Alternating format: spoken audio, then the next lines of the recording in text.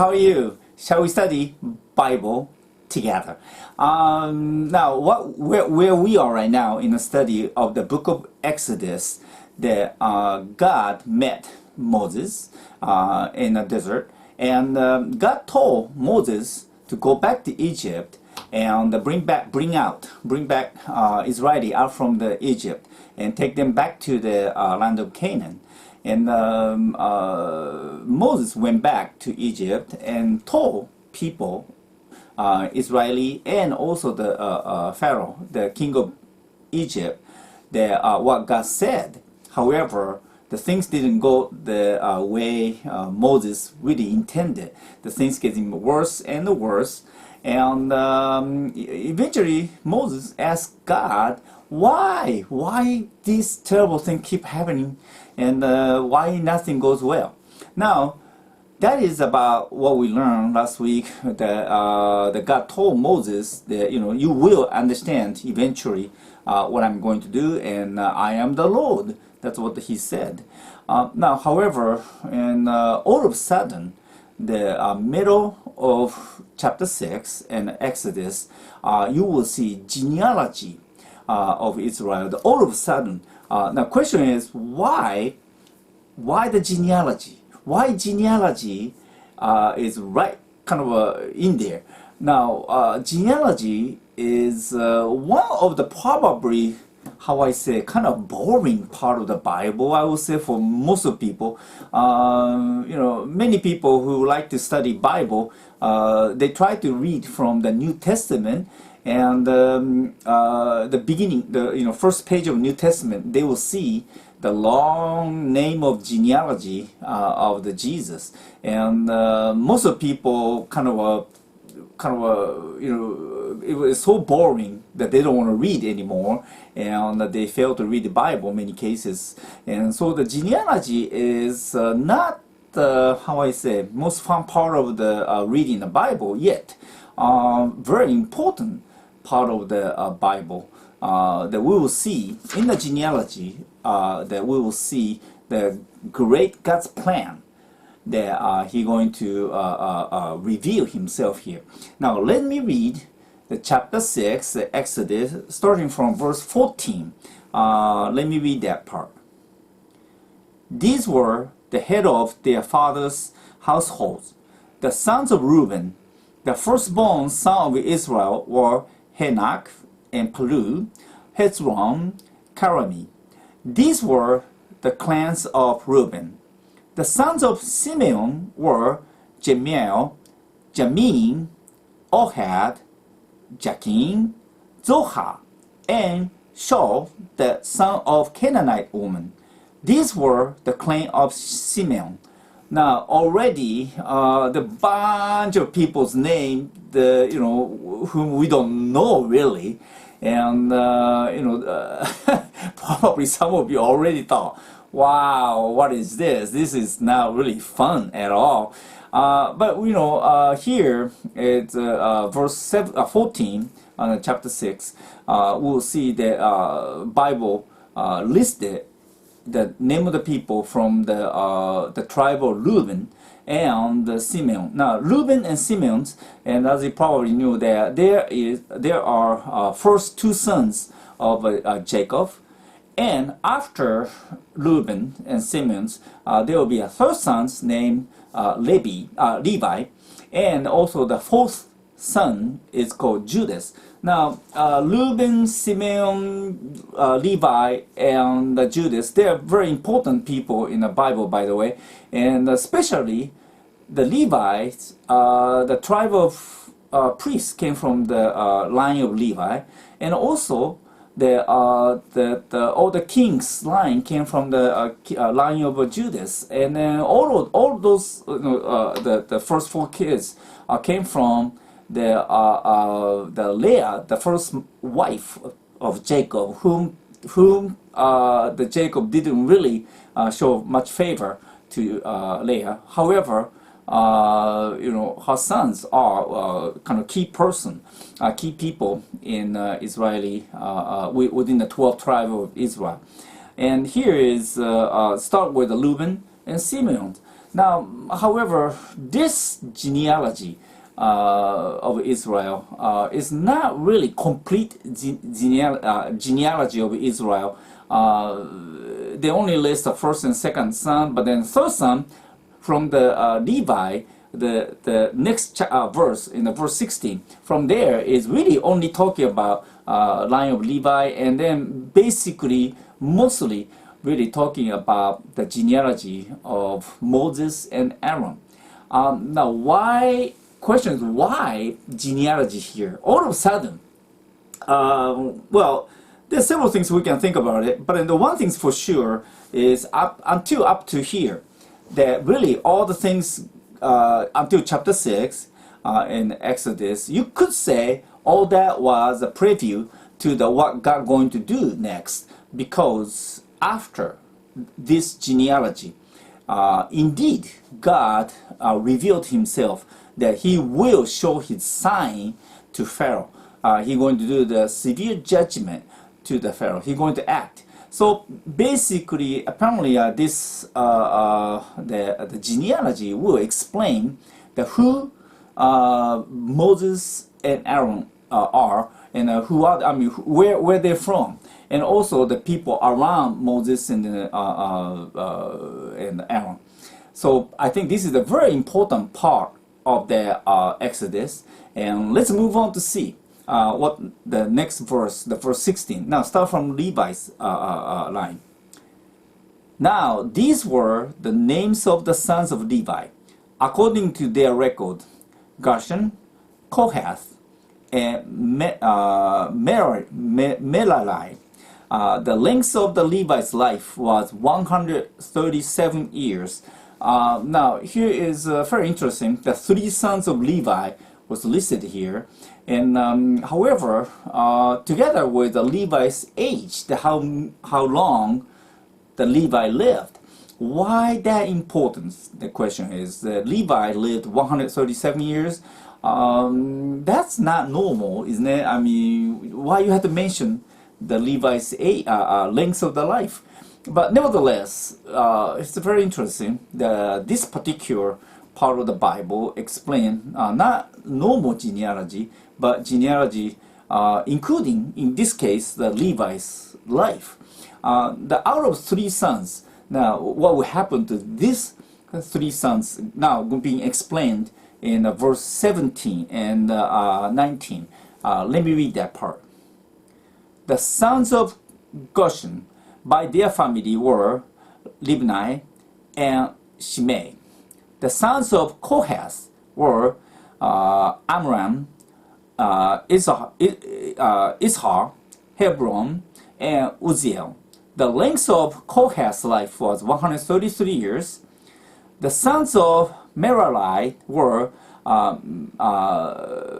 Machili and Mushi. These were the clans of Levi, according to their records. Now, it's a bunch of names, some of them very hard to pronounce. Now, Levi has three sons, according to that genealogy, and Goshen, and what's his name was Kohath, and then Merari. Now, Kohath is a really key person here because as you see there in verse 18, again the Bible mentions how long the Kohath lived. According to that verse 18, the Kohath lived 133 years. Now, why the Kohath is important? Because the Aaron and Moses, they are both from the line of Kohath. Kohath is actually Aaron's and Moses' grandpa. So obviously, this genealogy is really focused on the line of where the Moses and Aaron's came from, and then here again, the length of the life of the Kohath is also mentioned in 133 years here. Let's move on. What happens after this in verse 20? Amram married his father's sister Jochebed, and she bore him Aaron and Moses. The length of Amram's life was 137 years. Now, as you read in the past, that before Kohath also had four sons, and the first son mentioned is Amram. The Amram, he was father of Moses and Aaron. The Bible also indicate that whom he married to. The Amram married to his aunt, the Jochebed. Now Jochebed is Moses' mother. Do you remember that when Moses was just about going to be killed, and when he was born as a baby, Jochebed is the ones that kind of make a deal with the daughter of the king of Egypt at that time, and for a little while, Moses was grew up in his mother's house, but then eventually he went to live with the daughter of the king of Egypt. But then the Jochebed is the ones mentioned here, and that's kind of also unusual. Why the woman's name mentions, and also here's Amram's life, 137 years also mentioned. And now some people probably questions say, wait a minute, the time of Levi, that is about 400 years before Moses' time. So there is a gap between the time of Levi and time of Moses. There will be 400 years. But here, genealogy only indicate the four people between, which is Levi and Kehath and Amram and Moses. And so some people say only 4 generations, how they can be able to cover 400 plus years of the gap from the Levi to Moses. But if you take a look at this calculation, that we see the Levi lived 137 years, Kohath 133, and Amram 137.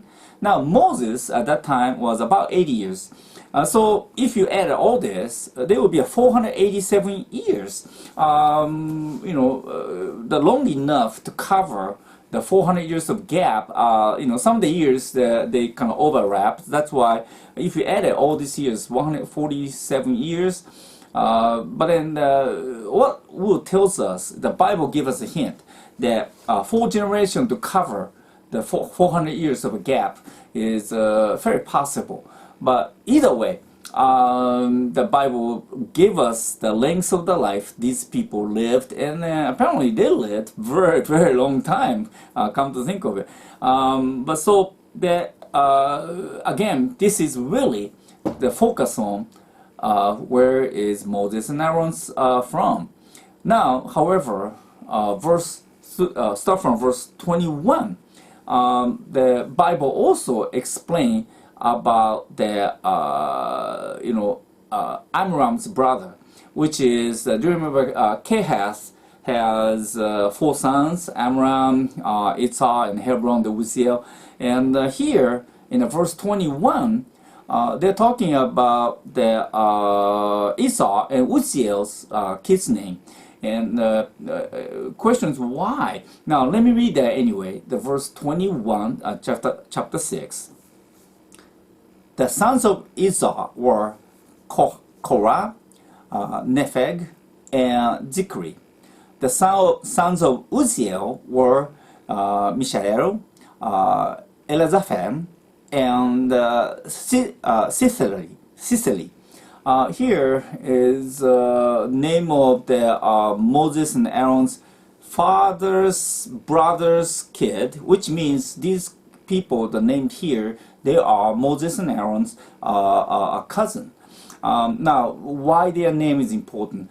Probably because the Esau's son, Korah, is a very key person here. If I mention the name Korah, some people who knew the Bible very well, some people will say, Korah, we know him.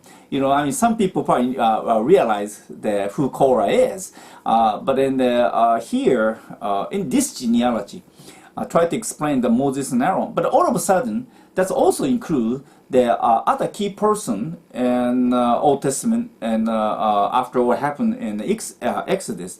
So let's move on. The Korah's name mentioned in verse 21, and then after this, back to verse 23. This genealogy explain about Aaron's life. Let me read that part, the verse 23. Aaron married Elisheba, the daughter of Aminadab and sister of Nashon, and she bore him Nadab and Abihu,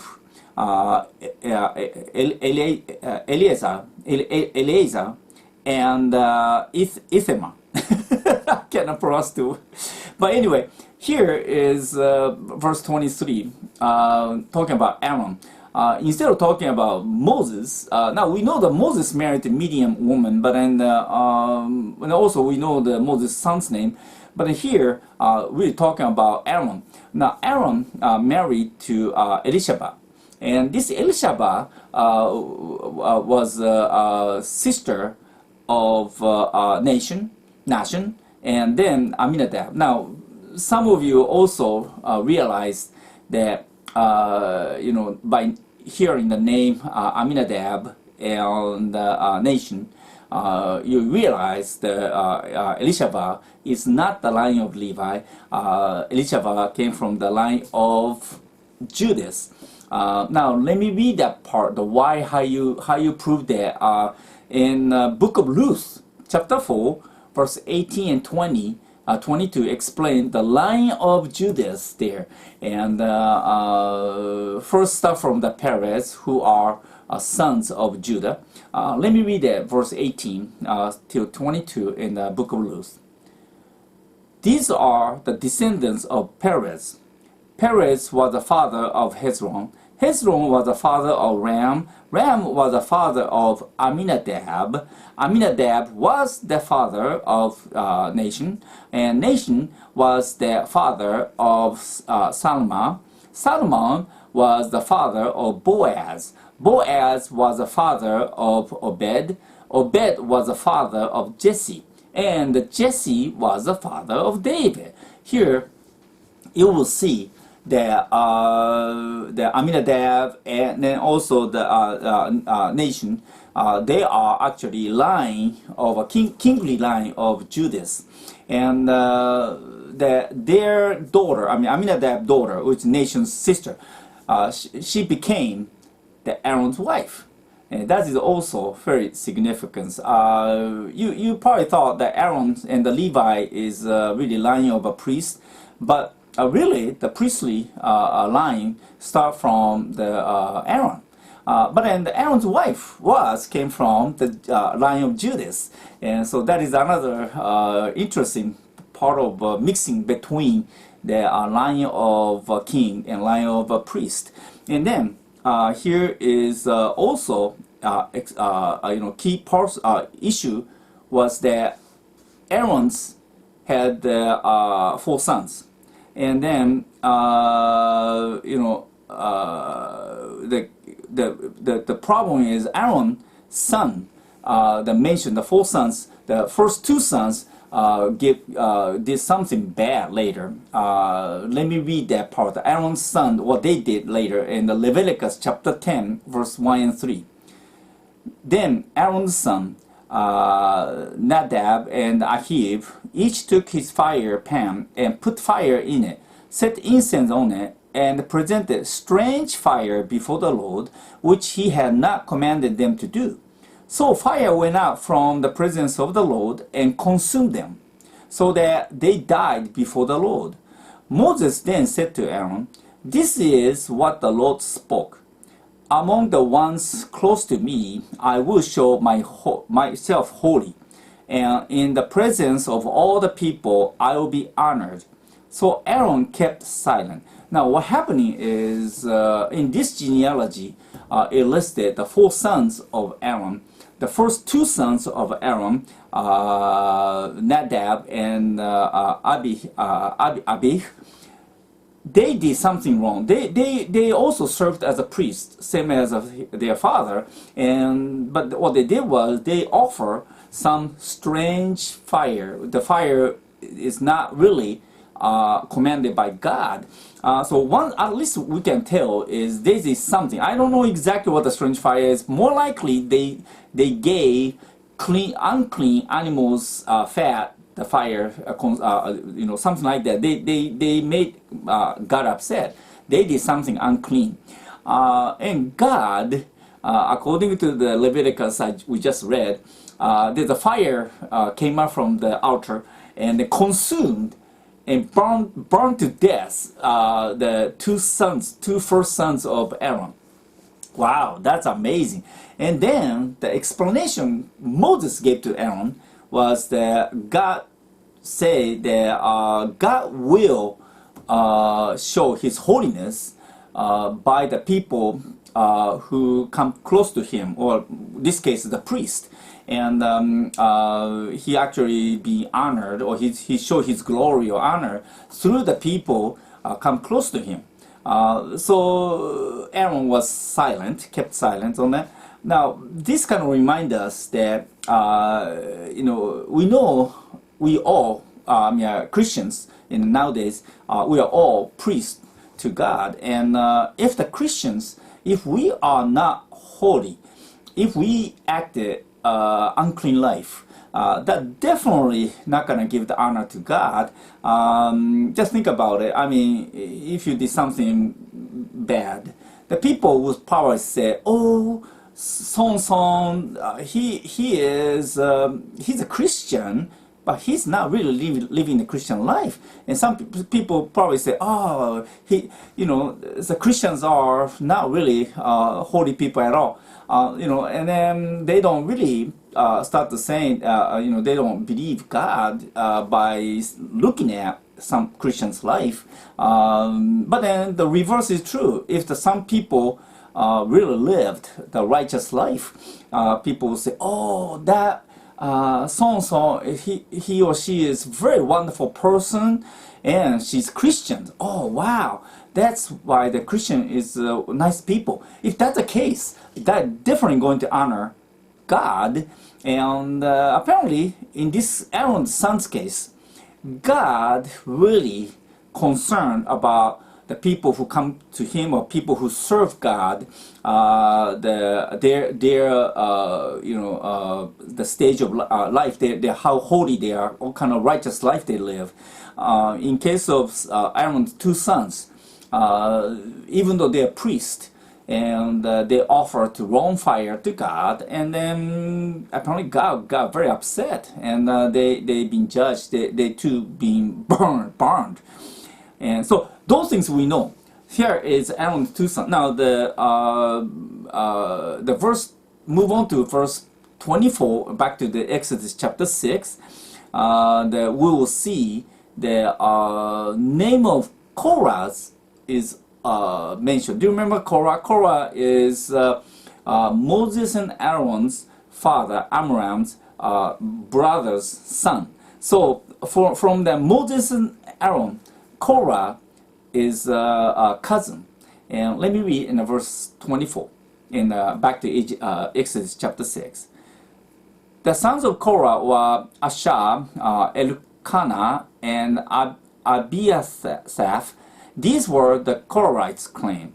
Now, of course, we start to wonder why the Korah's name is mentioned here. Now, Korah, probably some people really realize that Korah later on become a troublemaker. He actually going to rebel against Moses and Aaron. Korah tried to be a leader of Israel, and Korah tried to kind of take away the Moses and Aaron's leadership. That we can see the book of Numbers, chapter 6, verse 1 and 3. Let me read that just a reference. Now Korah, son of Izhar, the son of Kohath, the son of Levi, and Death, and Abiram, the son of Elib, and On, son of Peles, who were Reubenite, took men and rebelled against Moses. Among with some of the Israelis, 250 leaders of the community chosen from the assembly, famous men. And they assembled against Moses and Aaron, saying to them, "You are too much upon yourself, seeing that the whole community is holy, even one of them, and the Lord is among them. Why then do you exalt yourself above the community of the Lord?" Now here is a Korah actually become a leader of a rebellious group, and he gathered close to 250 leaders of the Israel, and then they basically tried to kick Moses and Aaron out from the leadership. But later on, as you may know, the Korah and his family was killed by the land kind of collapse where they camp, and then the Korah's family will be killed by while they still alive. The land will consume them, and so but Korah's name mentioned in the chapter 6 of the Exodus in genealogy. That's very interesting that this genealogy is not the really ordinary genealogy. This genealogy really lists a bunch of key person of the Israelis history. And here is this genealogy talk about Moses and Aaron, but also include the people who are going to affect their life greatly. And let's back to the Exodus chapter 6, verse 25. Next verse, now talking about Aaron's family. Let me read that, 25. Now, Eleazar, son of Aaron, married one of the daughter of Putiel, and she bore him Phinehas. These were the head of father's household of Levi according to their clan. Now here, we're talking about Eleazar. Now Eleazar is, do you remember the Aaron had the 4 sons, but the first 2 sons was killed by fire, and they did something wrong.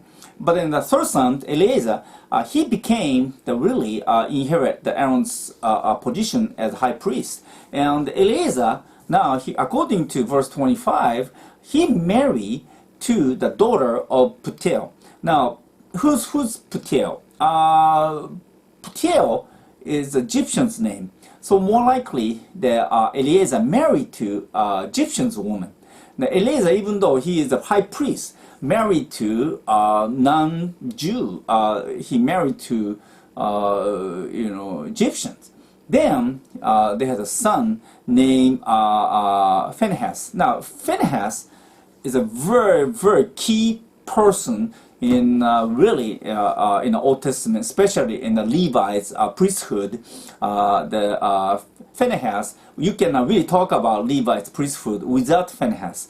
Now, let me read what Phinehas did in another part of the Bible from the Number chapter 25, verse 6 and 8. What's happening is that later on, when the Israeli went to the land of Canaan, and the people and the Israelis started to marry to Midian girls, and they started having some sexual immorality issue, and Phinehas become very upset about that. Let me read that in the Number chapter 25, verse 6 and 8. Just then, one of the Israelis came and brought to him a brother, a Midianite woman, in the plain view of Moses and of the whole community of Israel, while they were weeping at the entrance of the tents of meeting. When Phinehas, son of Eleazar, the son of Aaron, the priest, saw it, he got up from among the assembly, took a javelin in his hand, and went after the Israeli men into the tent, and thrust through the Israeli man and into the woman's abdomen. So the plague was stopped from the Israeli. Now what's happening here is when Israeli start to did unclean things. They start to kind of mix married with non-Israeli people who are married or having a sexual relationship with girls who are not really believing the same God. Then God was very upset about this, and God really telling Moses and Aaron that He gonna wipe out the Israeli by doing this such a terrible act. And so God was very upset. But the Pinchas, he actually acted on it. He actually took the I think the javelin, like a long knife kind of things, and he actually went into the tent and killed the Israeli did the sexual immorality, and also killed the Midian's girls there. Now, do you remember the Moses married the Midian? So the Moses really couldn't really stop them because hey Moses, you married to non-Jew, but nevertheless, here the Phinehas, he did it. But the interesting things about his mother is actually Egyptians. So I maybe that was the reason. Maybe he did it probably because he probably has such an inferiority complex that his father is high priest, but his mother is non-Israeli. But then he wanted to keep the pureness, and because of what the Pinchas did, that pleased God, and God stopped the plague against Israeli. And also, if you read from the same chapter, Numbers chapter 25, verse 10 and 13, let me read that too. That what happened to the after this. The Lord spoke to Moses, Pinchas, son of Eleazar, the son of Aaron, the priest, has turned my anger away from the Israeli, when he manifested such zeal for my sake among them, so that I did not consume the Israeli in my zeal.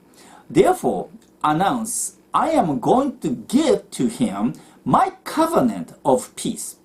So it will be to him and his descendant after him a covenant of a permanent priesthood, because he has been zealous for his God and has made atonement for the Israeli. Now, Pinchas is a key person for priesthood.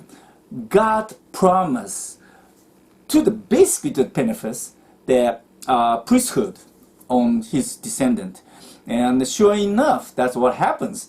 Now we talk about Levites and Aaron's, and they are line of priests, but the Pinchas is the ones actually priest God, and God made covenant. Now that is a very, very important part. God made permanent covenant with Pinchas, and all his descendants become priest. Now that is a significant. Now, so back to the Exodus chapter 6, all the key persons' name mentions, Korah and Aaron's sons and blah blah. But then here at the end has a name. The Pinchas is also mentioned here, and this genealogy definitely not the ordinary genealogy. God absolutely telling us the telltale sign that what He going to do is the whole plan of Israel through the men called Moses and Aaron. Let's go back to the verse 26 and 27 of the chapter 6 in Exodus to end today's message. Let me read that part. It was the same Aaron and Moses to whom the Lord said, bring the Israeli out of the land of Egypt by their regiment. They were the men who were speaking to Pharaoh, king of Egypt, in order to bring the Israeli out of Egypt. It was the same Moses and Aaron. Now here's the verse 26 and 27 is really continuously emphasize that Moses and Aaron, this is a Moses and Aaron that God picked. And the other one become the center figure of the God's plan. And God also lists in genealogy some of the key person in will be and history of Israel. Now, what's so important about genealogy? Indeed, genealogy is one of the probably the most boring part of the Bible. However, that through the genealogy, we can tell that God's really great plan, that beyond one person's life, one generation, beyond one generation, God has a deep plan. Now, people who watch this video, let me ask you, do you know the name of your ancestor 200 years ago? Or how about the 400 years ago? Well, many of you probably couldn't even name your ancestor's name, but as you lived, you had ancestor, you exist. So, God had a plan until today for you. God knew for eternal past that you will be born and you exist, and all that your previous person in your genealogy, that God has a plan. And not only that, God has a plan after you in the genealogy, and which means that entire things under the God's plan. We, as the person who live in our generation, we should understand that God's great plan, and we should let Him handle. Because when we talk about history, that's His story, that's God's story, not ours. And we try to live our life, and we think that this is how it is, but it is not. We look at the genealogy. There's a God's great plan behind it, and whoever believes in Jesus and in God's great plan, that He will accept them as you accept Jesus as your Savior. To is the beginning of your really great genealogy of honor to God. Shall we pray?